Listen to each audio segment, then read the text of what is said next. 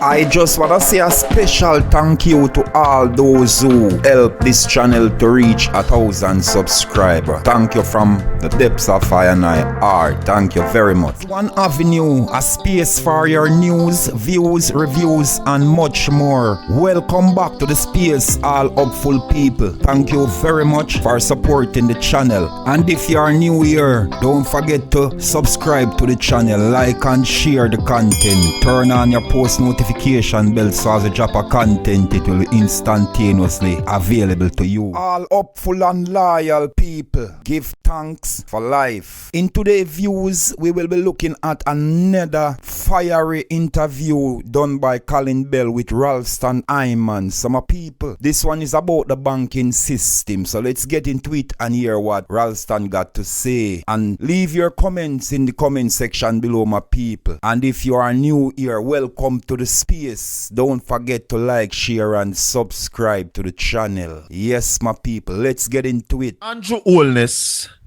and his team voted for the banks against the Jamaican people. Against the people of Jamaica, yes, yes. Because Fitz Jackson brought a bill to the parliament saying, let's defend the people of Jamaica.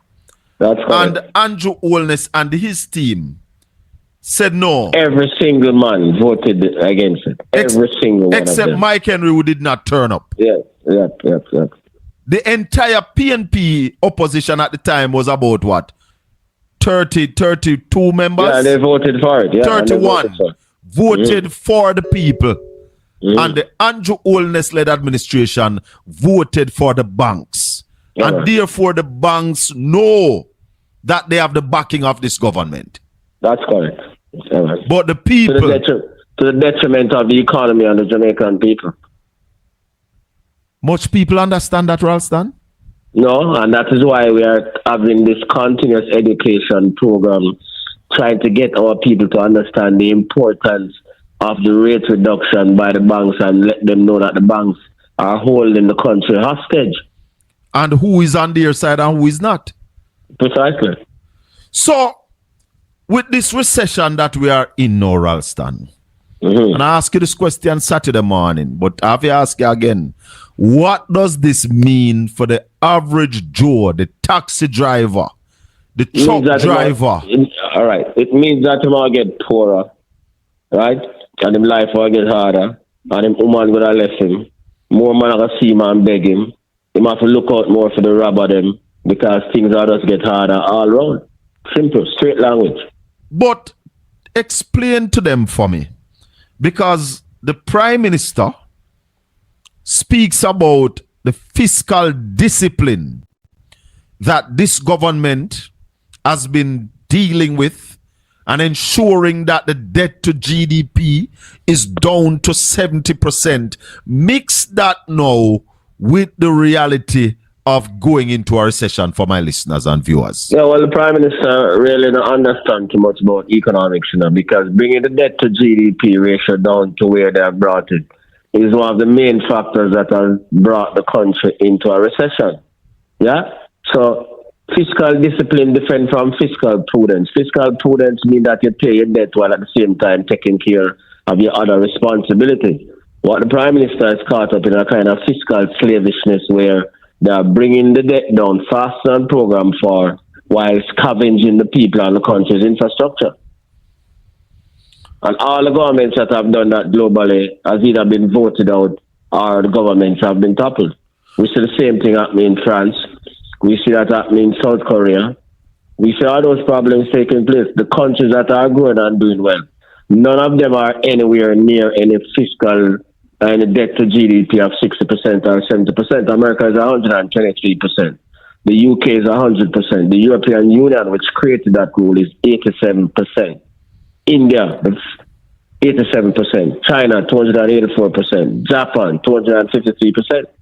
So what about the Scandinavian countries? How they match up? Yeah, all of them are above the 60%, and they have heavy taxes in order to keep them close to that target. So what is the benefit? What is the benefit to the teachers and the nurses and the firefighter of Jamaica getting GDP down to 60%? Because that's the target, right? Yeah. There's none right now. What they're telling you is that they can get more money to borrow cheaper.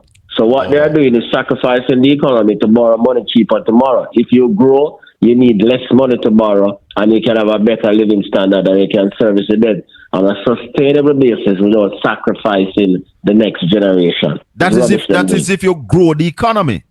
Yeah. So how then, if they are not growing the economy, how do they get the debt to GDP down to this where we are now? Well, the big ticket items was when Peter Phillips was there. Venezuela sold us $3 billion in debt for $1.5 billion US. That helped us to save over 20% after the debt. And then when they came in 2017, they changed the definition of the debt and took out the Bank of Jamaica debt, which brought us down to about 80-90%. And remember, that debt to GDP is based on nominal GDP, not real GDP. So we measure growth on real GDP, and we measure debt on nominal GDP. The difference between nominal and real GDP is that you adjust nominal GDP for inflation. No, Ralston, hold on, let me make a check where we are. Oh, we're not at that break yet. Look at a country like Trinidad and Tobago. Where's the Trinidad and Tobago debt to GDP? Trinidad and Tobago is about 64-65%. And remember, they have oil resources. Barbados is 107%, and they grew by 4.4% for the first 6 months of this year. Jamaica grew by 0.8%. Mia Motley says she's not coming down to any debt to GDP of 60% before the year 2033, 2034. Mm-hmm. Yeah, because she wants policy room to grow the economy and to improve the quality of life of our people. A country like Kuwait, Saudi Arabia, where are those countries as it relates to them? They need to borrow money. Them man are net lenders of money. Them man don't really borrow money. Them man have oil resources. So their debt to GDP is single digit. Yeah, man, because them have them to borrow. But the difference is they are producing. Yeah, man, so them not for borrow. They are the ones who lend money. Ralston, what caused this problem? It's not just paying off the debt faster. What else caused Jamaica to be in this situation now? Well, as we said before, so the government is a major player in the economy. So if the government use the bulk of the taxes to pay down the debt and do not invest in education, do not invest in infrastructure, all those things affect productivity. Those things drive away investment. So they have it mixed up. They believe if they pay down the debt, they'll get more investment. But if you pay down the debt and you don't have any roads, you don't have any educated people, and crime is on the loose, then you're not going to get the level of investments that they expect to get, right? Additionally, they have a private sector that is not very innovative. So if the government creates a condition where it is difficult for them to invest, they are not going to push the envelope and invest. They'll continue to gather margins by pushing paper. So we see the central bank, even today, the central bank came out today and said that they are floating a fixed rate CD at 6.5% per annum for 26 months, and that's $30 billion. So the private sector rather to put their money into those things. So what we see, we have the government at the same time tightening the money supply, Bank of Jamaica tightening money supply, and when they tighten money supply, Bank of Jamaica, they issue paper at high rates, and the private sector people play it safe and put their money in paper rather than in production. But Ralston, I heard the Prime Minister in a speech, I don't remember if it was at the university at the West Indies, was quarreling about in the 90s when government paper used to be what the investors used to invest in, and basically saying that was bad for the country. Mm-hmm. But the government float about 4 paper within the last 2 months? No, man, more than that. Every day, every week, them float at least 2-3 paper. Today, Christmas Eve, they just floated $30 billion. The Prime Minister talking foolishness. And that is why I'm telling you about the University of the West Indies, because he should be corrected at that point in time when he said that at the University of the West Indies. But why now that why after him said that and said it was lazy, why are we now floating these papers? Because they want to use that in order to prevent people from buying the dollar. Right now, the dollar is overvalued. The dollar is trading at 154. So we move from 161 to 154 while the trade deficit is widening. the rate of exchange is supposed to be a function of what is happening in your external accounts. So that kind of voodoo economics where your external accounts is deteriorating, but the value of your currency is appreciated at the same time. So what you're saying, hold on, what you just said a while ago, the dollar is overvalued. Yeah, man. So are you saying that the Jamaican dollar should be at about 170 to 1 US? No, what we're saying is that based on the measurement, the dollar should be more trading somewhere in the region of 158, 160 rather than 155. So, but the reason that it is trading at 155 is because they are taking out all the money out of the system. So that is why people are saying, oh, Christmas are coming and the money out of the system. On the government side, the government is using the taxes to pay the debt faster than program for. And on the monetary side, the Bank of Jamaica is taking the money out of the system and locking it up in the vault and paying you to keep it in the vault in order to protect the dollar. You're listening. Well, Ralston, you're listening to Portland Spice TV. You're listening to Styles FM 96.1, 96.5, 96.7 on the FM band. You're listening to Caribbean Radio HD over there in New York and the tri-state area in Florida on internet radio. They are going to be taking a break on this half hour. Jacko, take the break. Join us on the other side. We continue talking to Ralston Hyman. You're not going to miss a lot, people, I assure you. We're taking the break on Styles FM and Caribbean Radio. We'll soon come back. Ralston, Dr. Clark, people were saying that he was the best thing since sliced bread. You never agreed. No, I fundamentally disagree. He's just an accountant. The policies that they were pushing, I said to somebody yesterday that I am yet to hear one policy that will push production even after the statement about pivoting. I don't hear how we're going to drive production in this country. Have you heard it? No, he never even used that terminology. He rarely used the terminologies about production and exports. All he talks about is debt to GDP and primary surplus.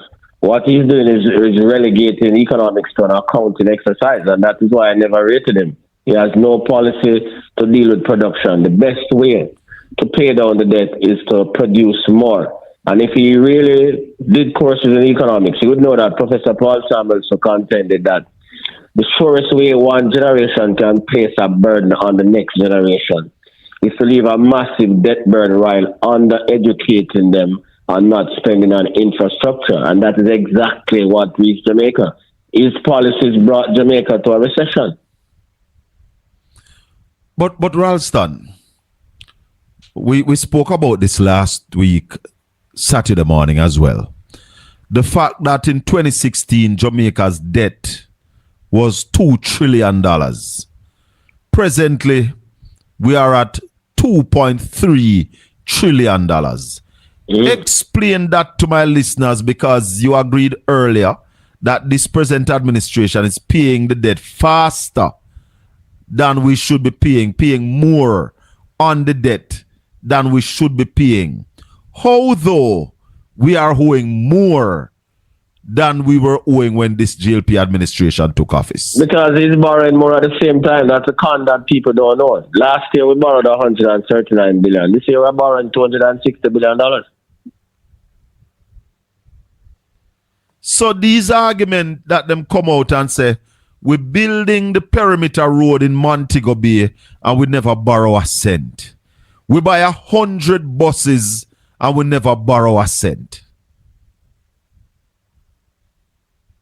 Remember, the revenues for the budget is only $1 trillion and the budget is $1.38 trillion. Of that $1.38 trillion, they are borrowing $260 billion. So they're almost borrowing the 0.3. Yeah. So they might not borrow directly to buy the buses. But they're borrowing to fund the budget. And the money for the bus is coming out of the budget. Correct. Simple. So hold on. So it's a big con business that go on around here. Yeah, man. And that's why people must follow the figures. The finances for the budget is $1 trillion in taxes, $260 billion in borrowing, 4.6 billion in grants, and the transfer of 887 million from the Capital Development Fund. That's how the budget is going to be funded. No new taxes. Is Right. that true? Well, no new taxes in the sense that they have named a new category of tax. And that is what is confusing the people, but they are collecting more. Because every time when you have a consumption tax, every time people buy something, as the price of that thing goes up, it means that you pay more taxes. So when something is for $100 and you pay the tax on it, you pay $15. When it moves to $20, you pay $30 in taxes. So they are guaranteed to collect more taxes without naming a new category of taxes. And that is how they con the people. So they have named a new category of taxes, but they are collecting more taxes.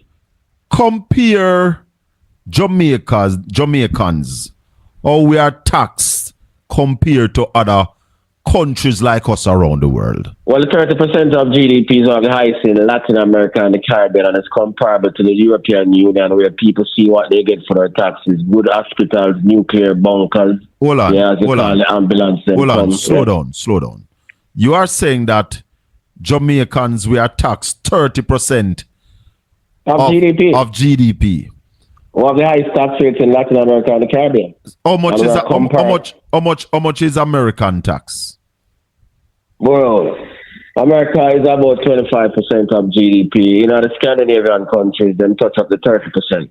So this and listeners and viewers, the Scandinavian countries are countries like them European Sweden countries, and Denmark and all of them places. But in those countries, you get free health care.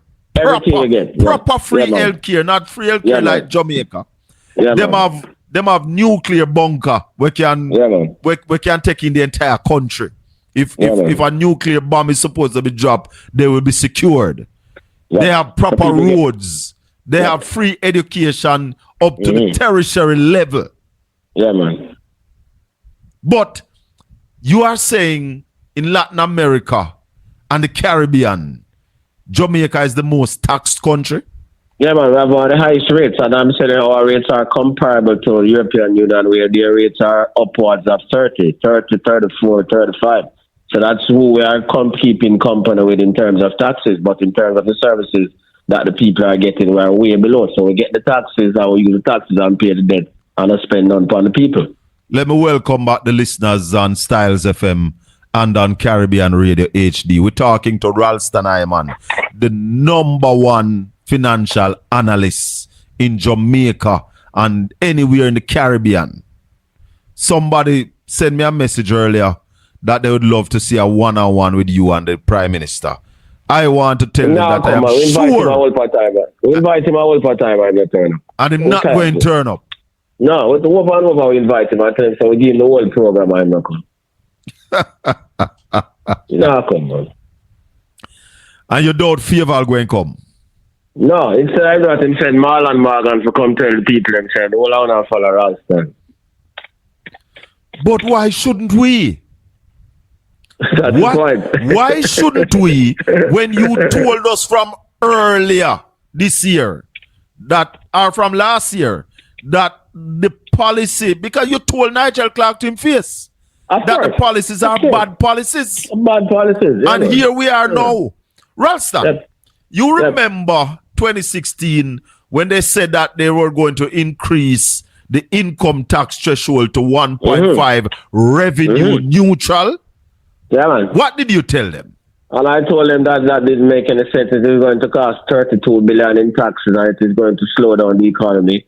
They told the people that, including Savon Williams, Albin Hill, that it wouldn't cost anything and that it would lead to 5 in 4. Here we are now, after 9 years, we have minus 2.8 in 9 years. So we're almost going to minus 5 in 9 years. You're right. That's the point I'm making. As I just told you, America's tax GDP ratio is 25.2%.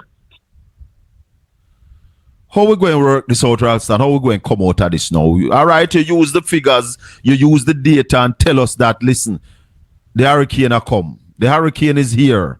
How we going to get out of it? Well, first thing that we need to do, that is why I say I'm leading this campaign, we need to get the banks to bring the interest rates down. One. That's the first thing. That's one. Yeah. Two, we need to slow down the pace of debt reduction, pay the debt as programmed. So, bricks, Ralston, bricks. So with these 10 quarters of deceleration and 2 quarters of minus growth, we are still paying more on the debt that we need to? Yeah, man, I'm still doing it. That's the point I'm making. I just gave you the numbers. Up until September, they were doing the same thing. And nobody will talk to you. They want to reach 60 but before time. Yeah. But when we reach the 60, Ralston, what going to happen more than we can get more money for borrow? Everything mash up. And we have to go back and borrow money in order to fix the place. So the debt in absolute terms not coming down. So we still have to leave the next generation with a bag of debt and under-educate them and give them less road for work with, less bridge for work with, less everything. All right. So you told us about the banks bringing down interest rate. Right. And we need the government to pay the debtors program for and stop running down fast to the 60% so that them can spend more resources on the country's infrastructure. We talked to Julian about it. We need a procurement process to fix because the excuse with them use that them can't spend the capital budget is because of procurement difficulties. So we need urgently to revise the procurement process to make it easier for the government. Take away that excuse from them. Say, boy, the reason why we can't spend the money is because of procurement. So the Minister of Finance had procurement in his office. Yet him come to the Parliament and say, I can't spend the capital budget because of the procurement difficulties. And him run away and leave it. So somebody else have to fix that. So but how many years in a row they couldn't spend the capital budget? It's not just one. No, 5 straight years. And then you're still going higher every year and you can't spend it. You couldn't spend less or you're going to spend more. Right, and then they run around and fix it. So somebody else have to fix it. So 3 urgent things. That the interest rates have to come down, the government have to start spending more on capital, and the procurement process have to fix so that they can start spending more on capital. And then now there has to be a focus on the massive training program for those who are in the labor force and those who are outside of the labor force to raise productivity. The creative industries have to be more integrated with the tourism sector, the agricultural sector, the manufacturing sector. Those are some of the things, urgent things that we have to do. You know, you mentioned the creative industry, and I went to one of those all-inclusive hotels for the weekend. My mother's birthday was on Sunday. And it was Friday night we went to see some of the entertainment. And most of the entertainers were not from Jamaica. No, from foreign. We know that. Yeah. We know that. They were not from Jamaica. When I stopped one of them, said, no, speak English. I was like, we know that. Yep. But tourism also, Ralston, one of our main foreign exchange earner. And we hear the talk, how well tourism is doing. But I was reading an article this morning with Little Barbados. Saturday alone, Barbados welcome over 8,000 visitors. 2,500 of them were sea to air. I mean, they're coming by air, ear to sea, coming by air, and we're taking a cruise ship. The other 5,500 were stopover. Now, we might say we might get more than that in one day, but look at the size of Barbados. Yeah, man. The size of a parish. Higher levels of intelligence, better infrastructure, greater levels of integration, and all of those things. With a debt to GDP ratio of 107%. So if the debt to GDP ratio make you rich, then Jamaica is not one of the richest countries. Instead, we are one of the poorest countries in the Caribbean apart from Haiti. Only 18 in the Caribbean have a lower debt to GDP ratio than Jamaica. And we are the 2 poorest countries in the Caribbean. And only 80 is suffering more than us. Yeah, precisely. Only 80 poverty, everything, is growing slower than us. Precisely. That's all for now, my people. Don't forget to add your comment in the comment sections below. And if you are new here, welcome to the space. Don't forget to subscribe, like, and share. So my people, thank you very much for watching our channel. I'm out for now.